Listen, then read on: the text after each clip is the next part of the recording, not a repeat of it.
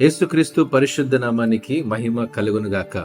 మన రక్షణకు కారకుడైనటువంటి అంశాన్ని అనుదిన వాహినిలో నేడు మనం అధ్యయనం చేద్దాం.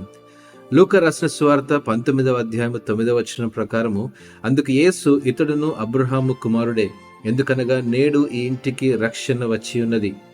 పలుకుబడి ఉన్న ఒక పన్ను వసూలు చేసే వ్యక్తి ఇంటికి వెళ్లి అతనికి రక్షణ అందించడానికి యేసుక్రీస్తు సంసిద్ధమయ్యాడు. అతడు అబ్రహాము కుమారుడైనందున ఆ మనుష్యుని కీర్తిని బట్టి కాదు గాని యేసుక్రీస్తు ఆ వ్యక్తి యొక్క ప్రతిష్టను మించి చూశాడు మరియు దేవుని బిడ్డగా మారడానికి అతని సామర్థ్యాన్ని చూశాడు. మనం కూడా అబ్రహాము సంతానమే. యేసుక్రీస్తు మనలను అదే ప్రేమతో మరియు దయతో ప్రేమిస్తున్నాడు.